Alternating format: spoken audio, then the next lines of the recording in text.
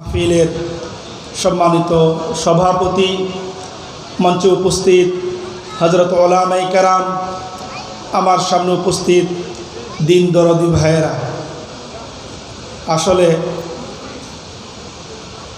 আমি বয়ান জানিও না ওই পর্যায়ের। আপনারা হয়তো যে আগ্রহ নিয়ে, যে জজবা নিয়ে, তবে শ্রোতাদের আগ্রহ যখন থাকে তখন আল্লাহ রাব্বুল আলামিন যারা আলোচনা করেন তাদের অন্তরের মধ্যে আল্লাহ রাব্বুল আলামিন কোরআন এবং হাদিসের থেকে কিছু কথা ঢেলে দেন। কথা বলেন ঠিক কিনা? গত কিছুদিন আগে উপমহাদেশের প্রখ্যাত আলেমে দ্বীন হযরত মাওলানা ইলিয়াস গুম্মান হাফিজাহুল্লাহ তাআলা তিনি বাংলাদেশে আগমন করেছেন। এবং উলামায়ে কেরাম জানেন, সাধারণ মানুষের জন্য বলতেছি, উনি আমাদের বর্তমান সময়ে যে সমস্ত ওয়াজ মাহফিলের যে মজমা চলতেছে, যে সমাবেশ চলতেছে, এগুলোর ব্যাপারে শ্রোতাদেরকে লক্ষ্য করে একটা গুরুত্বপূর্ণ কথা বলছেন। তো ওই কথাটা আমি আপনাদেরকে এই জন্য শুনিয়ে দিচ্ছি, কারণ আপনাদের কিসমত বড় ভালো। কারণ এটা ঢাকা থেকে খুব কাছে, গাজীপুর হওয়ার কারণে দেখা যায় গাজীপুরে প্রতিদিন না হলেও শতাধিকের উপরে মাহফিল হতে থাকে। কথা বলেন ঠিক কিনা? তো এই জন্য দেখা যায় কোনো না কোনো জায়গায় মাহফিল প্রতিদিন আসেই। তো আজকে এখানে আসেন, কালকে আরেক জায়গায় আসেন। তো হযরত যেই কথা বলছেন যে আমরা ওয়াজ মাহফিলে যারা অংশগ্রহণ করি, আল্লাহ রাব্বুল আলামিন আমাদেরকে নিয়ে আসেন, আমরা এই মজলিসগুলাকে ওয়াজ মাহফিলের মজলিস মনে না করে দর্স ও তাদরিস, ছাত্র শিক্ষকের যেই মজলিস হয়, ছাত্র শিক্ষকের যেই ক্লাস হয়, ছাত্র শিক্ষকের যেই অনুষ্ঠান হয়, ওইটা যদি মনে করি তাহলে আমাদের ওয়াজ মাহফিলে কে আওয়াজ দিল, কে চিল্লাইলো, কে সুর দিয়ে বয়ান করলো, এগুলোর দিকে আমাদের মনোযোগ থাকবে না। বরং আমাদের মনোযোগ, আমাদের দৃষ্টি আকর্ষণ হবে যে বক্তা কোরআন এবং হাদিস থেকে কি কথাগুলো বলছেন, কোন বিষয়ের উপর উনি আলোচনা করছেন, এই বিষয় থেকে আমার নেওয়ার মতো কি আছে। একটু আগে সভাপতি সাহেব বললেন যে শুধু শুনলে হবে না, আমাদেরকে আমল করতে হবে। আমল তো তখন হবে যখন আমরা বক্তার কাছ থেকে, বক্তাও বলা নিষেধ, মেহমানের কাছ থেকে বলা, কারণ আজকালকে বক্তা বলা এটা গালি হয়ে গেছে। কথা বলে, কারণ বক্তা মানেই হলো আমাদের কানের সুখ। ভাই, আল্লাহ তাআলার বড় সব জিনিসের হিসাব আমাকে আপনাকে দিতে হবে। আমি যে এখানে কথা বলতেছি, আপনার থেকে সময় নিচ্ছি, আপনি আমার কাছ থেকে সময় নিচ্ছেন, তো এই সময়ের হিসাবও আল্লাহ রাব্বুল আলামিনের কাছে দিতে হবে। কথা বলে ঠিক কিনা? তো এই জন্য মজলিসগুলোতে আমরা হাজির হব বিনোদনের জন্য না, বরং কিছু নেওয়ার জন্য, কিছু গ্রহণ করার জন্য। কথা বলে ঠিক কিনা? তো হযরত এই কথা বলছেন। তো এই জন্য আজকের এই মাহফিলে আমিও আপনাদের কাছে এটাই বলবো যে আমি সূরা বাকারার ৮১ নম্বর আয়াত, এর আগে একটা রুকু আছে, এই রুকুর শেষে এই আয়াত ৮১ নম্বর আয়াত, এর আলোকে কিছু কথা আমি আপনাদের সামনে আলোচনা করব। এই আয়াতের আগে আল্লাহ রাব্বুল আলামিন যাদের আলোচনা করেছেন তারা হলো ইহুদি জাতি। তাও ইহুদিদের মধ্যে যারা পাদ্রী, আমাদের ধর্মীয় পরিভাষায় বললে আমাদের মধ্যে যারা আলেম, তো ইহুদি জাতির পাদ্রীরা, আলেমরা, তাদের যে সাধারণ জনগণ আছে, তাদের যে সাধারণ মুসল্লি আছে, এরা তাদের আসমানি কিতাবের বিধিনিষেধ, আসমানি কিতাবের আহকাম, আসমানি কিতাবের কি নির্দেশনা আছে এটা জানার জন্য, এটা বুঝার জন্য তারা তাদের আলেমদের শরণাপন্ন হতো। কথা বলেন ঠিক কিনা? কিন্তু এই আলেমরা তাদের যে দায়িত্ব ছিল, তাদের যে কর্তব্য ছিল, ওই কর্তব্য পালন না করে তারা কিছু আর্থিক সুবিধা নিয়ে আসমানি কিতাবের যেই মূল নির্দেশনা ছিল এটাকে কমবেশ করে, এটাকে বিকৃত করে, বাস তাদের খেয়াল খুশি মতো করে এই বিষয়টাকে তারা উপস্থাপন করত। তো এই উপস্থাপন করার বিষয়টা আসমানি কিতাব, আমাদের আসমানি কিতাবের নাম কি? কথা বলেন, আওয়াজ দিয়ে বলেন, আমাদের আসমানি কিতাবের নাম কি? আল্লাহর কালাম কোরআনে মাজিদ। সূরা ফাতিহার আলহামদু থেকে শুরু করে সূরা নাসের একবারে মিনাল জিন্নাতি ওয়ান নাস, এই পুরা শেষ পর্যন্ত পুরাটাই কার কালাম? কথা বলেন, কার কালাম? আল্লাহর কালাম। এখন আমি আপনাদের কাছে, আমাদের এখানে ওলামায়ে কেরাম বসা আছেন, এই আসমানি কিতাবের মধ্যে সমস্ত আয়াত আহকাম সংক্রান্ত না, নির্দিষ্ট কিছু আয়াত আছে, এগুলো আল্লাহ তাআলা সরাসরি আহকাম বলেছেন। তবে হ্যাঁ, এগুলোকে সামনে রেখে আর রাসূলুল্লাহ সাল্লাল্লাহু আলাইহি ওয়াসাল্লামের হাদিসকে সামনে রেখে শরীয়তের আহকাম উম্মার সামনে উলামায়ে কেরাম নিয়ে আসেন। কিন্তু আমাদের জন্য বড় আফসোস, আমরা যখন আমাদের বর্তমান সময়ে নিত্য নতুন বিভিন্ন মাসায়েল, বিভিন্ন সমস্যা নিয়ে আমরা উলামায়ে কেরামের শরণাপন্ন খুব কমই হই। একান্তই আমাদের মাদ্রাসাগুলোতে যে সমস্ত ফতোয়া, যে সমস্ত মাসায়েল আসে, সেগুলো আসে মিরাস বা তালাক সংক্রান্ত। কথা বলেন, মিরাস, ওয়ারিস। কেন? কারণ বাংলাদেশ সরকার নারী পুরুষ, বিগত সরকার যে নারী নীতিমালার নামে যে নারী সম্পত্তির মধ্যে, পুরুষ সম্পত্তির মধ্যে সমান সমান পাবে, কিন্তু শরীয়তের মধ্যে আল্লাহ রাব্বুল আলামিন নারীর তুলনায় পুরুষকে ডাবল দিয়েছেন, দ্বিগুণ দিয়েছেন। এখন শরীয়ত যদি মানি তাহলে আমাদের লাভ। এই লাভ নেওয়ার জন্য মানুষ আইসা মাসলা জিজ্ঞাসা করে, আর সরকারি আদালতে যদি যায় তাহলে সমান সমান দেওয়া লাগে। তো এই জন্য এই অন্য কোনো মাসলায় যদি সে শরীয়তকে ফলো নাও করে, কিন্তু অন্তত পক্ষ মিরাসের মাসলায় আর হলো তালাকের মাসলায়, যে হুজুর মাথা গরম হয়ে গেছে, মাথা ঠান্ডা করে কারো শুনছেন তালাক দিতে? কথা বলেন, আপনাদের এদিকে কারো শুনছেন ভাই আমার মাথাটা বিলকুল ঠান্ডা ছিল, এই ঠান্ডা ছিল, দেমাগও বিলকুল ঠান্ডা ছিল, মেজাজ হারাই নাই, মেজাজ একদম শান্ত পরিবেশ ছিল, এই পরিবেশে আমি তালাক দিচ্ছি? বরং মানুষ মাথা গরম করে, মেজাজ গরম করেই মানুষ তালাক দেয়। এখন এই তালাক শুরু দিলেন আপনি, এখন আসা বলে হুজুর বাচ্চারা এতিম হয়ে যাবে।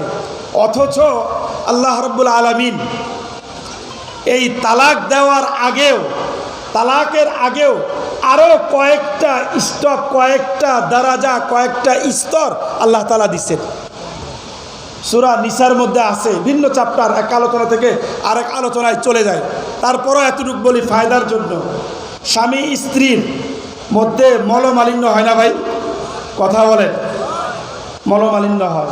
তো মলমালিন্য হইলে আল্লাহর নির্দেশ হলো ফাইদুহুন্না, যে তোমাদের প্রথম কাজ হচ্ছে তাদেরকে ওয়াজ করা। আমি আপনাদের এখানে বসে ওয়াজ করতেছি, নসিহত করতেছি। তো আপনার স্বামী স্ত্রীর মধ্যে যদি কোনো সময় ঝগড়া হয়, তাহলে এই ঝগড়ার মধ্যে দায়িত্ব এবং কর্তব্য হচ্ছে স্বামীর রোল। যে কোনো বিষয়ে ঝগড়া হইতেই পারে, তরকারির বিষয় হইতে পারে, পারিবারিক বিষয় হইতে পারে, পারিবারিক বাহিরেও অনেক বিষয় হইতে পারে, কিন্তু হলে ঝগড়া হয়ে গেলে শয়তান এই সুযোগটা গ্রহণ করে বাস কোনো হিতাহিত কোনো জ্ঞান সে রাখে না, শরীয়তের মাসাইল সম্পর্কে ন্যূনতম ধারণা রাখে না, না রেখে বাস আলোচনা শুরু করে দেয় তালাক দিয়ে, করে এখন হুজুরের কাছে দৌড়ায়। অথচ তার প্রথম দায়িত্ব ছিল 1 নাম্বার স্ত্রীকে নসিহত করা। নসিহত করছেন, এরপরও তার মুড ভালো হয় নাই, আপনার সাথে সম্পর্কের উন্নতি হয় নাই, আরেকটু ধৈর্য ধারণ করে আরেকটু পাওয়ার বাড়ান। সেই পাওয়ার কি? ওয়াহজুরুহুন্না ফিল মাদাজি। 2 নাম্বার কাজ, ওয়াহজুরুহুন্না ফিল মাদাজি, বিছানা আলাদা করে দেন। আপনি আর সে এক খাটে থাকেন, আপনি আরেক রুমে চলে যান বা তাকে আরেক রুমে, যে তুমি আমার কথা শোনো না, তাহলে তুমি আমার পাশে শুইতে পারবা না। যদি কোনো স্ত্রী আত্মমর্যাদা সম্পন্ন হয়, যদি কোনো স্ত্রীর সহি বুঝ থাকে যে আমার এই আচরণে আমার স্বামী এতটা রাগ করলেন, এতটা ব্যথিত হলেন যে রাত্রেবেলায় শোয়ার সময় তিনি আমার পাশে থাকবেন না, এটা কি করে হয়? সে অবশ্যই দেখবেন আপনাকে যেভাবেই হোক হাতে ধরে পায়ে ধরে ম্যানেজ করে হলেও সে আপনার কাছে চলে আসবে। এটা হলো 2 নাম্বার কর্তব্য। 3 নাম্বার কর্তব্য, এটাতেও যদি কাজ না হয়, ওয়াহজুরুহুন্না ফিল মাদাজি ওয়াদরিবুহুন, তোমরা তাকে প্রহার করো। মুফাসসিরিনে কেরাম লেখেন, প্রহার করার অর্থ এটা না। আমাদের সমাজে প্রহারের অর্থ হলো চুলের মধ্যে ধইরা ইচ্ছা মতো এবার পিটাও, ইচ্ছা মতো এটা পিটাও না, বরং এই ওয়াদরিবুহুন্না, যে এটাকে শাসানোর কথা বলা হয়েছে, যে এমন শাসানো যেন তার মধ্যে নসিহত গ্রহণ করার মতো পরিবেশ তৈরি হয়ে যায়। এটা হলো 3 নাম্বার। যখন স্বামী শাসাবে, রাগ করবে এবং কিছু হাম্বি তাম্বি করবে, তখন স্ত্রীর যদি বুঝ থাকে তাহলে সে এতেও ঠিক হয়ে যাবে। 3 নাম্বার, এটাতেও যদি কাজ না হয়, ওয়াইন খিফতুম আল্লাহ তাআদুলু, যদি তোমরা ভয় করো যে তোমাদের মধ্যে তোমরা মিলাপ, তোমরা একে অপরের সাথে মিলতে পারবা না, তাহলে তোমরা সালিশ বসাও, তোমরা বিচারক বসাও, 2 পরিবারের পক্ষ থেকে মুরব্বীদেরকে নিয়ে বসাও। 4 নাম্বার, এটা হতে যদি কাজ না হয়, এরপরে হলো তালাক।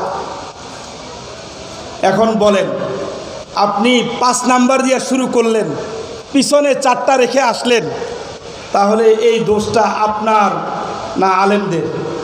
কথা বলেন, এই দোষটা কার? এই দোষটা আমাদের। আমি শরীয়তের জ্ঞান রাখি না, আমি শরীয়তের মাসাইল সম্পর্কে আমার জানা নাই। এখন আলেমরা যদি বলে ভাই আপনি এক বৈঠকে 3 তালাক দিয়ে দিছেন, এখন এটা ফিরায় নেওয়ার কোনো সুযোগ নাই, হুজুর দেখেন না কোনো সুরত আছে কিনা। তো শরীয়তের মাসলা 3 তালাক দিয়ে ফেললে হিল্লা বিয়ের একটা আমাদের দেশের নামি দামি পত্রিকা প্রথম আলো, আমাদের দেশে নামি পত্রিকা প্রথম আলো, এটা মাঝে মধ্যে এটাকে ব্যঙ্গ করে, শরীয়তের এই বিধানকে ব্যঙ্গ করে যে হিল্লা বিয়ে, অথচ এটার প্রেক্ষাপট যে একজন আল্লাহর বান্দা বিপদে পড়ে গেছে, যে তার স্ত্রীকে ফিরে আনার কোনো সুরত নাই, কোনো পদ্ধতি নাই। আল্লাহর আরেক বান্দা যদি তার এই অবস্থা দেখে সে তাকে বিয়ে করে আবার তালাক দিয়ে দেয়, তার সাথে সহবাস করে তাকে তালাক দিয়ে দেয়, তাহলে প্রথম স্বামীর জন্য এই স্ত্রীকে ফিরায় নেওয়া, দ্বিতীয়বার বিয়ে করে এটা জায়েজ। শরীয়ত কেন? যে তালাক এটা ছেলে খেলা নয়, যে তোমার যখন মনে চাইলো তুমি স্ত্রীকে বাস যখন তখন মুখ দিয়ে বলে দিবা, এটা ছেলে খেলার বিষয় নয়। সে এক কবিলতু বলার কারণে তার বাবাকে ছেড়েছে, তার মাকে ছেড়েছে, তার শৈশব থেকে কৈশোরের গুরুত্বপূর্ণ যেই জায়গাগুলোতে সে সময় কাটিয়েছে সেই সব ছেড়ে দিয়ে শুধু এক কবিলতু, যে আমি কবুল করলাম এটা বলে সে তোমার কাছে চলে আসছে। আর তোমার মনে চাইলো মাছ নিয়ে, তরকারি নিয়ে, বাজার নিয়ে, বিভিন্ন বিষয় নিয়ে তোমার সাথে একটু তর্ক হলো, আর তুমি তাকে তালাক দিয়ে বসলা।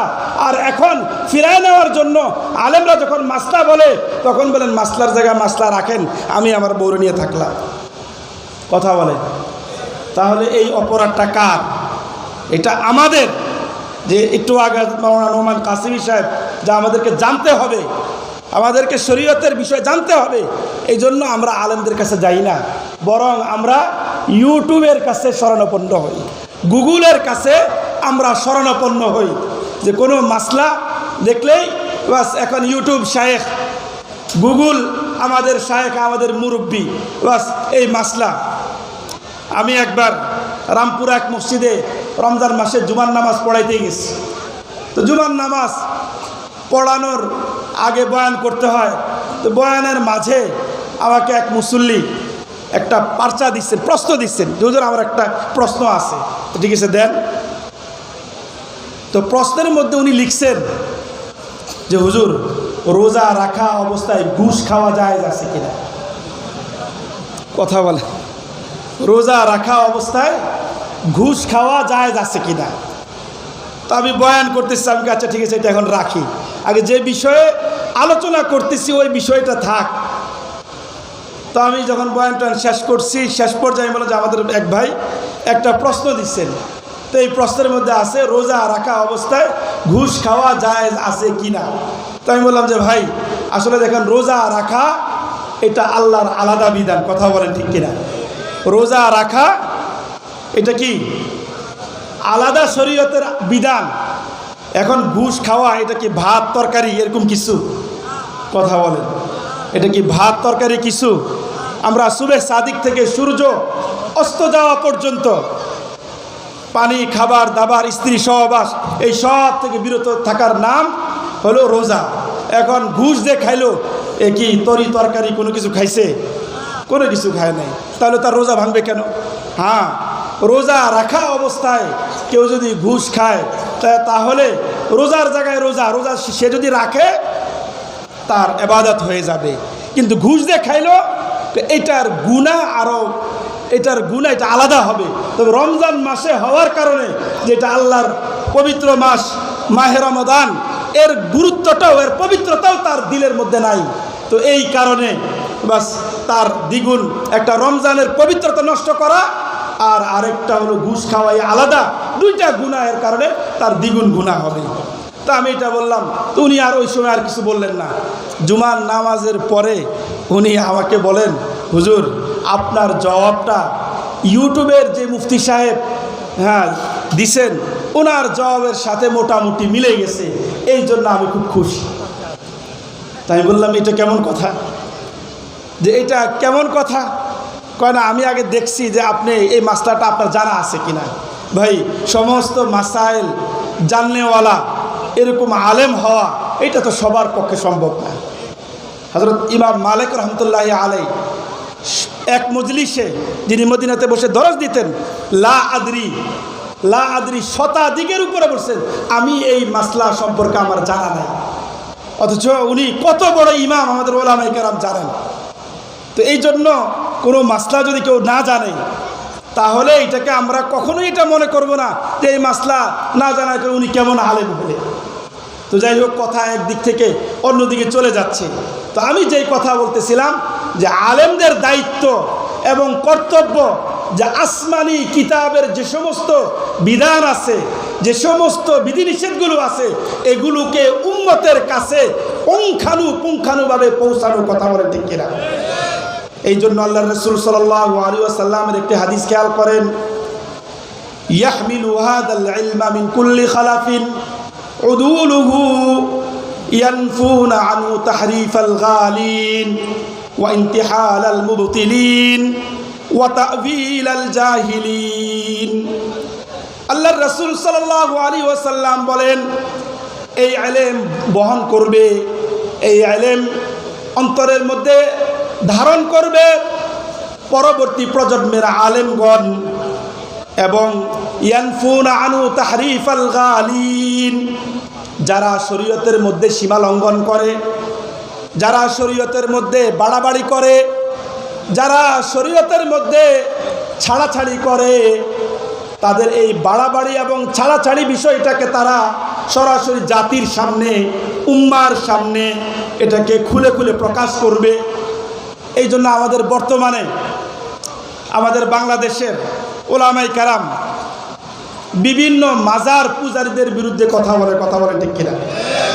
আমাদের বাংলাদেশের আলেমরা কাদিয়ানীদের বিরুদ্ধে কথা বলে ঠিক কিনা? আমাদের বাংলাদেশের ওলামায়ে কেরাম বর্তমানে নতুন ফিতনা তাবলীগের সাদিয়াদের বিরুদ্ধে কথা বলেন ঠিক কিনা? তো এই সমস্ত ফিতনার বিরুদ্ধে কথা বললে কিছু মানুষ এটা বলে যে আলেমদের আর কোনো কাজ নাই, আলেমদের আর কোনো দায়িত্ব নাই, খালি বসে বসে কার কয়দিন পরে ভুল ধরে। এই ভুল ধরার দায়িত্ব কে দিয়েছেন? কথা বলেন, কে দিয়েছেন? এই হাদিস পরিষ্কার। ইয়ানফুনা আনহু তাহরিফাল গালিন, এর পরের অংশ বলতেছে ওয়া তা'বিলাল জাহিলিন, যারা মূর্খ, শরীয়ত সম্পর্কে ন্যূনতম কোনো জ্ঞান রাখে না, এরা যে অপব্যাখ্যা করে ইসলাম সম্পর্কে, এরা যে মানুষের সামনে কয় গান, আমরা গান গাই না, আমরা শান গাই। কথা বলে, আমরা গান গাই না, আমরা কি গাই? শান গাই। শান গাওয়া যায়, গান গাওয়া যায় নাই। এখন কোনটা শান আর কোনটা গান, এটার ইলম আলেমদের নাই। অথচ গানের নাম পাল্টায় দিলে কোনো জিনিসের হাকিকত, কোনো জিনিসের মূল, এটা যদি ঠিক থাকে, এর অর্থ বিকৃত হয়ে যায়। এর মধ্যে বিভিন্ন যে শর্ত আছে, এই শর্তগুলোকে যদি পালন করা না হয়, তাহলে বাস এইটা শান থাকে না, এটা গান হয়ে যায়। কথা বলে ঠিক কিনা? তো এই জন্য আলেমরা, এটা আলেমদেরকে দায়িত্ব এবং কর্তব্য। তো এই জন্য আমার ভাইয়েরা, আল্লাহ রসুল সাল্লাল্লাহু আলাইহি ওয়াসাল্লাম এর উম্মতের মধ্যে আলেমদের যেমন দায়িত্ব সঠিক মাসাইল, সঠিক বিষয়কে জাতির সামনে তুলে ধরা, ঠিক ইহুদি আলেমদেরও দায়িত্ব ছিল জাতির সামনে সঠিক বিষয় তুলে ধরা। আমি যে আয়াত আপনাদের সামনে পড়েছি, বালা মান কাসাবা সাইয়্যাতাও ওয়া আহাতাত বিহি খাতিআতুহু ফাউলাইকা আসহাবুন নারি হুম ফিহা খালিদুন, এর আগের আয়াত 80 নম্বর আয়াত, ওয়াকালু লান তামাসসানান নারু ইল্লা আইয়ামান মা'দুদা। ইহুদি আলেমরা তাদের মুসল্লিদেরকে সম্বোধন করে বলে, তোমরা আমরা তোমাদেরকে যেই নির্দেশনা দিচ্ছি, এই নির্দেশনা অনুযায়ী যদি তোমরা চলো, তাহলে তোমরা জাহান্নামে হাতে গুনতে পারবা, এরকম অল্প কয়েকদিন তোমরা জাহান্নামে থাকবা, বেশি দিন তোমরা জাহান্নামে থাকবা না। অথচ জাহান্নামে থাকা কম বেশি এটা কার হাতে? কথা বলেন, এটা কার হাতে? জান্নাত কারোর জন্য স্থায়ী হওয়া এটা কার হাতে? এটা আল্লাহর হাতে। কে জাহান্নামে যাবে, কে জান্নাতে যাবে, এটা আমি আপনি ফাইনালি কোনো কথা বলতে পারবো না। কথা বলে ঠিক কিনা? কিন্তু এই আয়াতের আগে তারা এটাকে তার ফাইনালি জানাই দিতেছে।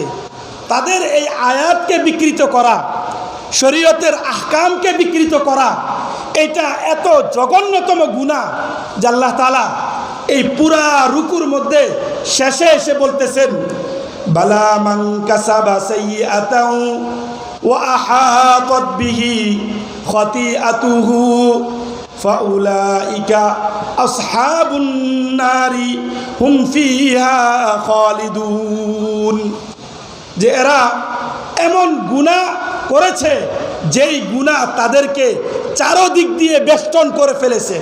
অর্থাৎ আল্লাহর কালামকে বিকৃত করা এটা এমন গুনাহ যেটা তাদেরকে চারদিক দিয়ে বেষ্টন করে ফেলেছে। ফাউলাইকা আসহাবুন নারি হুম ফিহা খালিদুন, আর ফলশ্রুতিতে এরা জাহান্নামের অধিবাসী হবে এবং চিরস্থায়ীভাবে এরা জাহান্নামের মধ্যে থাকবে। আমাদের বর্তমান সময়ে একটা গুনার কথা বলবো, যেই গুনাহটা আমাদের সবাইকে, ইহুদি আলেমদেরকে কিতাব বিকৃত করা, এই গুনাহ যেভাবে তাদেরকে চারদিক দিকে ঘিরে ফেলেছে, আমাদের বর্তমান সময়ে কি যুবক, কি বৃদ্ধা, কি মা, কি বোন, কি বাচ্চা, সবাইকে চারদিকে যেই গুনাহ ঘিরে ফেলেছে সেটা হলো ইন্টারনেট কেন্দ্রিক গুনাহ। কথা বলেন, তো ইন্টারনেট কেন্দ্রিক গুনাহ এটা এমন মারাত্মক যে এটাকে আমরা বর্তমান সময়ে কেউ আমরা গুনাহই মনে করি না। কথা বলে, আমরা মনে করি যে প্রযুক্তির কল্যাণে সারা বিশ্ব যেভাবে দ্রুত গতিতে এগিয়ে চলছে, ঠিক সেভাবে আমাকে আপনাকে প্রযুক্তির কল্যাণে ঠিক সেভাবে আমাকে আপনাকে দ্রুত গতিতে এগিয়ে যেতে হবে। এই কথা সত্য যে আমরা প্রযুক্তি ব্যবহার করব, প্রযুক্তি থেকে আমরা ফায়দা গ্রহণ করব, তবে আমার আপনার ঈমান এবং আমালে সালেহাও আমাকে আপনাকে করতে হবে। কথা বলেন ঠিক কিনা? এই জন্য আমার ভাইয়েরা, ইন্টারনেট কেন্দ্রিক গুনাহ, সেটা হলো মোবাইলের গুনাহ। এই গুনাহ আমার আপনার মধ্যে এমনভাবে ছড়িয়ে পড়েছে যে এই গুনার প্রথম বিষয় হলো যে আমি আপনি এটাকে গুনাহ মনে করতেছি না, আমি আপনি মনে করতেছি এটা স্বাভাবিক গুনাহ। অথচ মোবাইলের মাধ্যমে বর্তমান বাংলাদেশের অবস্থা খুবই খারাপ। একটি পত্রিকার কিছুদিন আগে একটি গবেষণা প্রকাশিত হয়।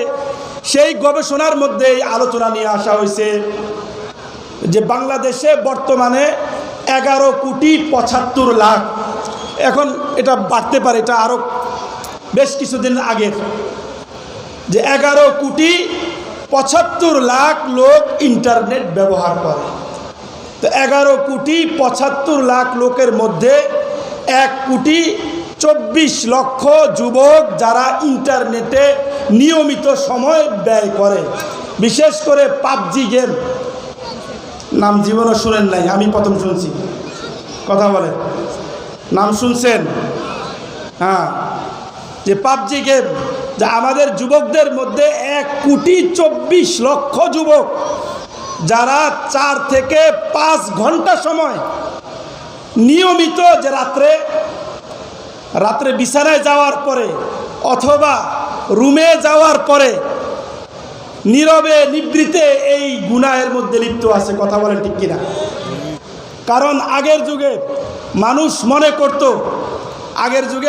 মনে করত যে ইবাদত করার জন্য আমাদেরকে নির্জন জায়গা তালাশ করতে হবে, ইবাদত করার জন্য আমাদেরকে নীরব জায়গা তালাশ করতে হবে। কিন্তু আফসোসের সাথে বলতে হয়, আমাদের বর্তমান যুগে মানুষ গুনাহ করার জন্য নীরব এবং নির্জন জায়গা তালাশ করে। কথা বলেন ঠিক কিনা? শুধু তাই নয়, থানবী রহমতুল্লাহি আলাইহি বলছেন, আগে মানুষ ইবাদত করার জন্য যেভাবে নীরব নির্জন জায়গা তালাশ করত, এখন যদি কারো এমন মনে হয় যে আমি যদি গুনাহ একাকী থাকি গুনাহ হয়ে যাবে, তাহলে এই লোকের একাকী থাকার দরকার নাই, বরং লোকজনের মাঝখানে থাকলে গুনাহ হবে না, তাহলে তার জন্য লোকজনের মাঝখানে থাকাটা হলো বেটার। কথা বলেন ঠিক কিনা? আগের যুগে মানুষ কারো বাসা বাড়িতে বেড়াইতে গেলে জিজ্ঞাসা করত যে ভাই অজুখানাটা কোন দিকে, টয়লেট কোন দিকে, জায়নামাজ কোন দিকে, বদনা কোন দিকে, দাঁতের মাজনটা কোন দিকে, এটা জিজ্ঞাসা করত। আর বর্তমান সময়ে মানুষের বাড়িতে মোলাকাত, সাক্ষাৎ, জিয়ারত এগুলো যায়ই না, বরং ফোনে সেরে ফেলে। যদি কোনো সময় যায়ও কেউ কারোর সাথে সাক্ষাৎ করতে, তাহলেও যে গেছে সেও যেমন বিব্রতকর অবস্থার মধ্যে পড়ে, যার কাছে গেছে উনিও বিব্রত অবস্থার মধ্যে পড়ে। উনি বলে যে ভাই কি ব্যাপার, আপনি হঠাৎ করে চলে আসলেন কেন? ভাই আপনার এখানে কি হঠাৎ করে আসা যাবে না? কয় না, কোনো সময় তো আসেন না। কয় না ভাই, এমনি আপনাকে মনে চাইলেও দেখতে, এই জন্য চলে আসছে। আচ্ছা ভালো কথা, আসেন আপনাকে মেহমানদারি করব। মেহমানদারি করেন, আগে আমারে ওয়াইফাই পাসওয়ার্ডটা দিয়ে দেন।